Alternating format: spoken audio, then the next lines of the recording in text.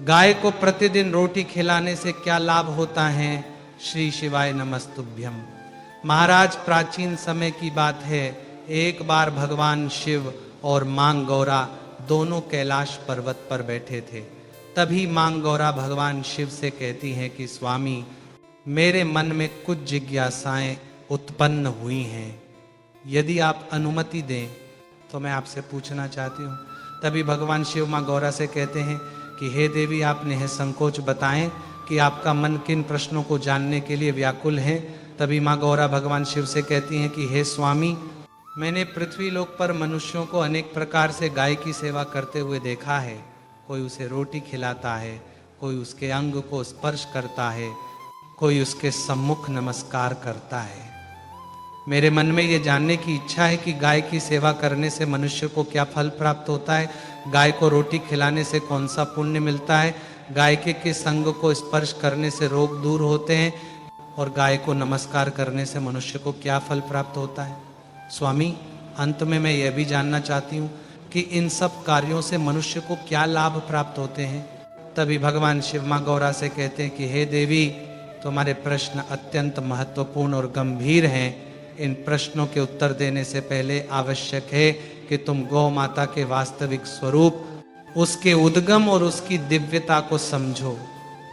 जब तक गौ माता के अस्तित्व की मूल सत्ता ज्ञात न हो, तब तक उसके कार्यों का फल जानना पूर्ण नहीं होता। इसलिए अब मैं तुम्हें गौ माता के महत्व का विस्तार पूर्वक वर्णन करता हूँ। आगे भगवान शिव मां गौरा से कहते हैं कि हे देवी, गौ माता का स्वरूप संसार का आधार है।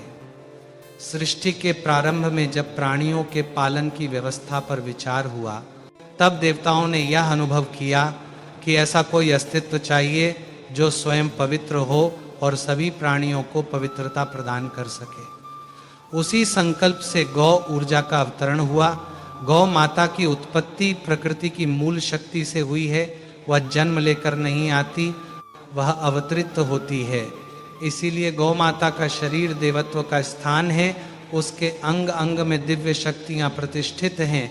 उसके भीतर वह सात्विकता है जो किसी भी प्राणी में दुर्लभ है।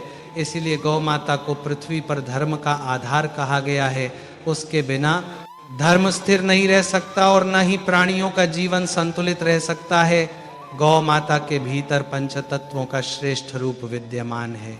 पृथ्वी का स्थिरत्व, जल की शुद्धता, वायु की पवित्रता, अग्नि का तेज और आकाश का विस्तार उसकी देह में समाहित है।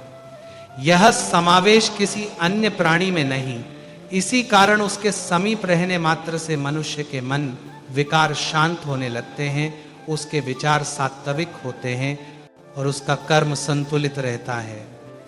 गौ माता का अस्तित्व केवल मनुष्यों के लिए ही नहीं, बल्कि संपूर्ण प्रकृति के लिए आवश्यक है। जहाँ गाय रहना पसंद करती है, वहाँ भूमि अधिक उर्वर हो जाती है। वहाँ वायु में सात्विक सूक्ष्म तत्व बढ़ जाते हैं। वहाँ का जल अधिक पवित्र माना जाता है। इससे स्पष्ट है कि गौ ऊर्जा प्रकृति की संतुलन शक्ति है। आगे भगवान शिव मां गौरा से कहते हैं कि हे देवी, गौ माता संसार की पालन शक्ति है। उसके द्वारा दिया गया दूध पोषण का प्रथम सार है। उसी के द्वारा मनुष्य, पशु और अनेक जीव अपना आरंभिक बल प्राप्त करते हैं। गौ माता को जीवन का पोषक और प्रकृति का रक्षक कहा गया है। उसका अस्तित्व आने वाली पीढ़ियों की शक्ति का स्रोत है। गौ माता का स्वभाव भी दिव्य है। वह क्रोध नहीं करती, किसी को पीड़ा नहीं देती, किसी से शत्रुता नहीं रखती। उसका स्वभाव क्षमाशील है, उसकी दृष्टि शांत है और उसका मन सदैव कल्याण की भावना से भरा है।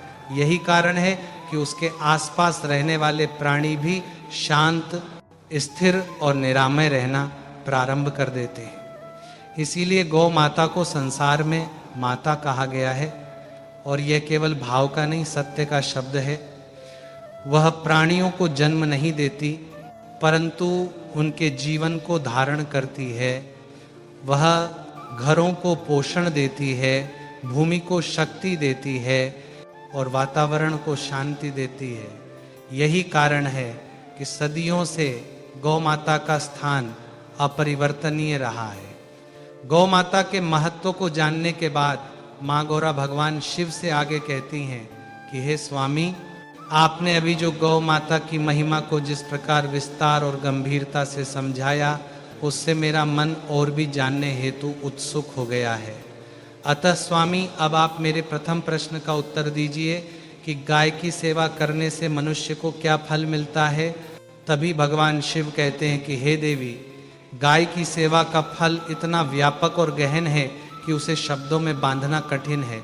गाय की सेवा केवल एक दान या एक करुणा का रूप नहीं, बल्कि यह मनुष्य की आत्मा को पवित्र करने वाली साधना है। जिस मनुष्य के हाथों से गाय की सेवा होती है, उसका जीवन धीरे धीरे शुद्ध होने लगता है।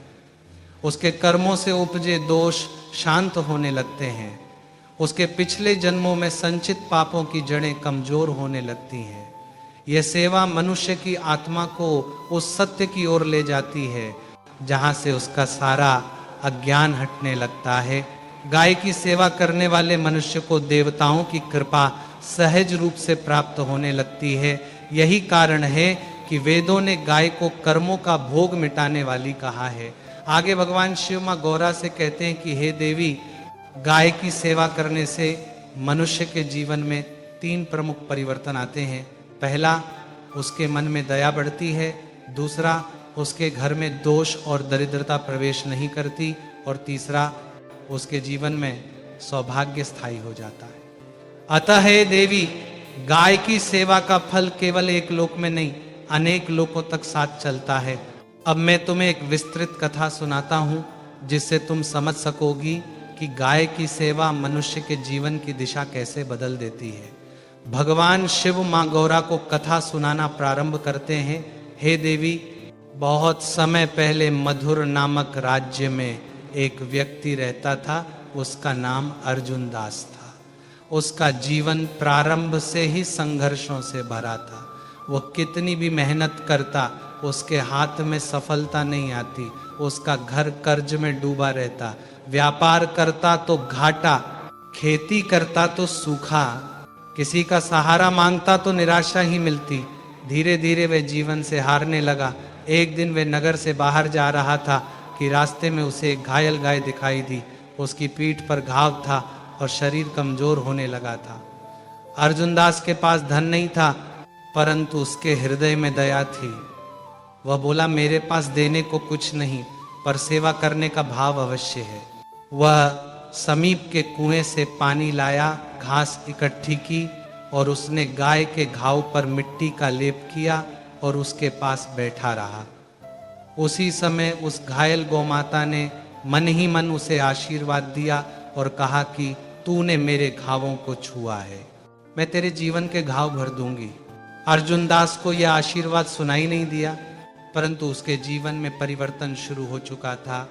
अगले दिन उसी स्थान पर एक वृद्ध ब्राह्मण आया और बोला, गौ सेवा करने वाले को मैं एक मंत्र देता हूँ, यह मंत्र तुझे कष्टों से मुक्त करेगा। उसने अर्जुन दास को गौ सेवा मंत्र दिया और कहा वगल कि वह प्रतिदिन गायों की सेवा करे। अर्जुन दास ने इसे जीवन का धर्म बना लिया।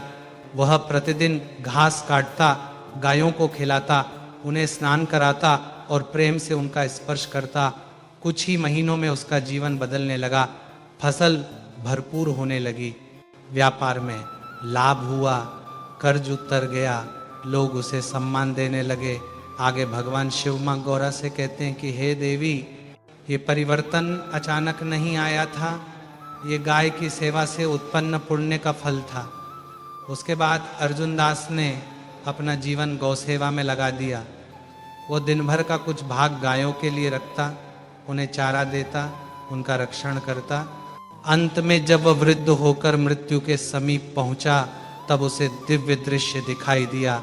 गाय के रूप में खड़ी एक तेजस्वी शक्ति ने कहा कि तेरी सेवा का फल यह है कि मृत्यु के बाद तुझे वह लोक मिलेगा जहां दुहक का अस्तित्व नहीं।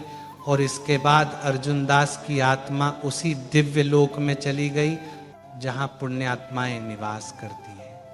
आगे भगवान शिव माँ गौरा से कहते हैं कि हे देवी, यह कथा बताती है कि गाय की सेवा मनुष्य के जीवन और जीवन के बाद का भविष्य दोनों बदल सकती है। जिस मनुष्य के हाथों से गौसेवा होती है उसके जीवन में ऐसे चमत्कार होते हैं जो केवल भाग्य नहीं बल्कि उसके पुण्य का परिणाम होते हैं। आगे मां गौरा भगवान शिव से कहती हैं कि हे स्वामी, आपने पहले प्रश्न का उत्तर और उससे जुड़ी कथा अत्यंत विस्तार और गंभीरता से कही। अब आप मेरे दूसरे प्रश्न का उत्तर दीजिए कि गाय को रोटी खिलाने से मनुष्य को क्या फल प्राप्त होता है। तभी भगवान शिव मां गौरा से कहते हैं कि हे देवी, गाय को रोटी खिलाना केवल भोजन दान नहीं बल्कि यह मनुष्य के भाग्य, मानसिक शांति और गृहस्थ जीवन की स्थिरता को मजबूत करने वाला कर्म है। जब मनुष्य गाय को रोटी खिलाता है तो वह अपने हाथों से अन्न को पवित्रता का स्पर्श देता है। गाय रोटी को ग्रहण करके उसे पुण्य में परिवर्तित कर देती है। यह पुण्य मनुष्य की रक्षा करता है, उसके घर में अन्न की कभी कमी नहीं होने देता और उसके परिवार के जीवन में सुख का संचार करता है। गाय को रोटी देने से मनुष्य को 3 विशेष फल प्राप्त होते हैं। पहला, उसके कर्मों की बाधाएं टूटती हैं। दूसरा, उसके घर में अन्न और लक्ष्मी का स्थायी वास होता है। तीसरा, उसके जीवन से अकाल, अभाव और भूख का भय समाप्त होता है। आगे भगवान शिव मां गौरा से कहते हैं कि हे देवी, अब मैं तुम्हें एक ऐसी विस्तृत कथा सुनाता हूँ जो यह समझाती है कि गाय को रोटी खिलाना मनुष्य के भाग्य को किस प्रकार परिवर्तित कर देता है। सूर्यवंशी काल में मित्रसेन नाम का एक व्यक्ति रहता था। उसका जीवन अभावों से भरा हुआ था। उसके घर में अन्न की कमी थी, परिवार अक्सर भूखा सो जाता और उसकी आजीविका कभी स्थिर नहीं रहती। एक दिन मार्ग पर चलते हुए उसने देखा कि एक गाय दुबली, कमजोर और भूखी खड़ी है। किसी ने उसे ठीक से चारा नहीं दिया था। मित्रसेन के पास भी पूरा भोजन नहीं था। उसके पास केवल 2 रोटियां थीं, जिनमें से एक उसके अपने लिए थी और दूसरी अपनी पत्नी व पुत्र के लिए। परंतु हे देवी, दया जब हृदय में होती है तो परिस्थितियां छोटी पड़ जाती हैं। उसने सोचा मेरे पास कम है पर गाय के पास तो कुछ भी नहीं। उसने अपनी दोनों रोटियां गाय के आगे रख दी। गाय ने प्रेम से दोनों रोटियां खा ली और उसे गहरी दृष्टि से देखा और उसी क्षण गाय उसके चारों ओर घूमी। मित्रसेन को लगा जैसे कुछ अदृश्य शक्ति उसके जीवन से बोझ हटाकर ले गई हो। इसके बाद से उसके जीवन में अद्भुत परिवर्तन होने लगे। जिस खेत में वह बीज डालता वहां भरपूर अन्न उगता। जिस व्यापार को वह शुरू करता वह बढ़ने लगता। उसके घर में भोजन की इतनी प्रचुरता आई कि कभी भंडार खाली नहीं हुआ। धीरे धीरे वह नगर का सम्मानित व्यक्ति बन गया। लोग उससे पूछते कि तुम्हारी दरिद्रता कैसे दूर हुई। मित्रसेन मुस्कुराकर कहता कि जिस दिन मैंने भूखी गाय के मुख में रोटी डाली उसी दिन मेरे भाग्य में नए बीज पड़े थे। एक दिन उसे सपने में वही गाय दिखाई दी। गाय ने कहा कि मैं साधारण गाय नहीं, गोशक्ति का रूप हूँ। तेरे एक ग्रास दान ने तेरे जीवन की दिशा बदल दी। जिस रोटी को तूने त्यागा था वही तेरे लिए सौभाग्य और समृद्धि का कारण बनी। अगले दिन से मित्रसेन ने नियम बना लिया कि वह प्रतिदिन गाय को रोटी खिलाएगा। उसका घर समृद्ध रहा, परिवार स्वस्थ रहा और उसके कर्मों का पुण्य उसके बच्चों को भी प्राप्त हुआ। अंत में भगवान शिव मां गौरा से कहते हैं कि हे देवी, इस कथा का सार यही है कि गाय को दी गई रोटी केवल अन्न नहीं रहती, वह मनुष्य के भाग्य को पोषित करने वाला पुण्य बन जाती है। आगे मां गौरा भगवान शिव से कहती है कि हे स्वामी, आपने पहले और दूसरे प्रश्न के उत्तर तथा उनसे जुड़ी कथाएं अत्यंत स्पष्ट और कल्याणकारी कही। अब आप मेरे तीसरे प्रश्न का उत्तर दीजिए कि गाय के किस अंग को स्पर्श करने से रोग नष्ट होते हैं। तभी भगवान शिव कहते हैं कि हे देवी, गाय का प्रत्येक अंग दिव्यता से परिपूर्ण है, परंतु रोगों को शांत करने की विशेष शक्ति उसकी पीठ में स्थित है। मनुष्य जब गाय की पीठ को स्पर्श करता है तब वह केवल एक जीव को नहीं छूता बल्कि वह उस दिव्य ऊर्जा तत्व को छूता है जो रोगों को नष्ट करने की क्षमता रखता है। गाय की पीठ पर ब्रह्म तेज का प्रवाह होता है। यही तेज मनुष्य के भीतर के विकारों और रोगों को शांत करता है। गाय की पीठ पर हाथ फेरने से शरीर की रोग प्रतिरोधक शक्ति जागृत होती है, मन की अस्थिरता शांत होती है। कई रोग जो मन के कारण उत्पन्न होते हैं वे स्वतः समाप्त हो जाते हैं। गाय की पीठ मानव शरीर में प्रवाहित प्राण शक्ति को संतुलित करती है। आगे भगवान शिव मां गौरा को इसी प्रश्न से जुड़ी कथा सुनाते हैं और कहते हैं कि हे देवी, प्राचीन काल में धर्मवीर नाम का एक अत्यंत बुद्धिमान परंतु रोगों से पीड़ित व्यक्ति था। वह जन्म से ही शरीर में दुर्बल था। चिकित्सा करवाता, तीर्थ करता, तप करता, परंतु उसका शरीर स्वस्थ नहीं होता। उसके माता पिता भी अत्यंत चिंतित रहते थे। समय बीतता गया, रोग बढ़ते रहे। एक दिन नगर में एक वृद्ध साधु आया। लोग कहते थे कि वह साधु बहुत जानकार है और उसके शब्द व्यर्थ नहीं जाते। तभी धर्मवीर भी उसके पास पहुंचा। साधु ने कहा, तेरे रोगों का उपचार औषधियों में नहीं, तुझे रोज कुछ समय गाय की पीठ का स्पर्श करना होगा। धर्मवीर ने आश्चर्य से पूछा, क्या केवल स्पर्श से रोग दूर होते हैं? वृद्ध साधु बोला, गाय की पीठ में देवत्व है। जब तू उसके तेज को ग्रहण करेगा तो तेरे विकार जड़ से समाप्त हो जाएंगे। धर्मवीर ने साधु के वचन स्वीकार कर लिए। अगले ही दिन से वह गांव की गौशाला में जाने लगा। वह गायों की सेवा करता, उनकी पीठ पर हाथ फेरता और कुछ देर उनके पास बैठता। कुछ ही दिनों में उसके भीतर बड़ा परिवर्तन होने लगा। पहले उसका मन शांत हुआ, फिर उसे नींद आने लगी, फिर उसका भोजन पचने लगा। धीरे धीरे उसके शरीर से दुर्बलता दूर होने लगी। 3 महीने बाद लोग आश्चर्य में पड़ गए। जो युवक वर्षों से रोगों से पीड़ित था वो अब स्वस्थ, प्रसन्न और बलवान हो गया था। धर्मवीर स्वयं कहने लगा, मेरी शक्ति का स्रोत कोई औषधि नहीं बल्कि गाय की पीठ का दिव्य स्पर्श है। यह परिवर्तन केवल शारीरिक नहीं था, उसका मन भी निर्मल हो गया। उसके भीतर आध्यात्मिकता का विकास हुआ। उसके जीवन में कई सफलताएं आने लगी। कुछ ही वर्षों में वह नगर का सबसे प्रिय, बुद्धिमान और सदाचारी पुरुष बन गया। तो लोग उससे पूछते, तुम्हारे रोग कैसे मिटे? धर्मवीर मुस्कुराकर कहता, गाय की पीठ पर हाथ फेरने से मेरा भाग्य और शरीर दोनों स्वस्थ हुए। मैंने जीवन में जो भी पाया वो उसी स्पर्श का वरदान है। अंत में भगवान शिव कहते हैं कि हे देवी, यही कारण है कि गाय की पीठ को स्पर्श करने को रोग नाशक कहा गया है।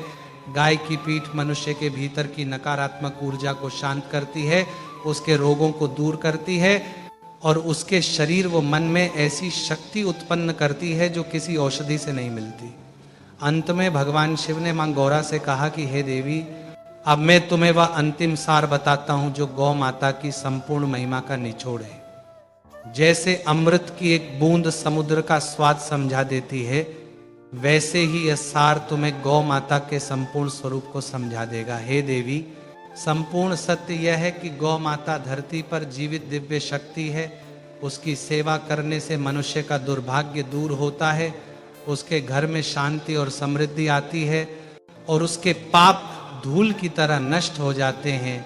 और गौ माता को रोटी खिलाने वाला मनुष्य अपने जीवन में उन अवसरों को प्राप्त करता है जो केवल पुण्य से ही संभव होते हैं। उसके परिवार पर किसी भी प्रकार की दारिद्रता, कलह या अकाल का प्रभाव नहीं पड़ता। गौ माता के शरीर के किसी भी पवित्र अंग, विशेषकर उसके पीठ और कंधों को स्पर्श करने से रोगों के प्रभाव शांत होते हैं, क्योंकि उसमें देवताओं का तेज विद्यमान होता है। साथ ही गौ माता को नमस्कार करने से मनुष्य का अहंकार मिटता है, मन शांत होता है और मनुष्य के भीतर ऐसा प्रकाश उत्पन्न होता है जो उसे सत्य, धर्म और सौभाग्य की ओर ले जाता है। अतः जो मनुष्य गौ माता का आदर करता है उसकी रक्षा स्वयं प्रकृति करती है। जो उसकी सेवा करता है उसके जीवन से बाधाएं दूर होती जाती हैं और जो उसे अपना मातृ स्वरूप मानकर चलाता है, उसे यह संसार कभी खाली हाथ नहीं रहने देता। तो भक्तों, यह था गौ माता को रोजाना रोटी देने का संपूर्ण फल। यदि जानकारी उचित लगी हो तो वीडियो को लाइक और चैनल को सब्सक्राइब जरूर करें। धन्यवाद।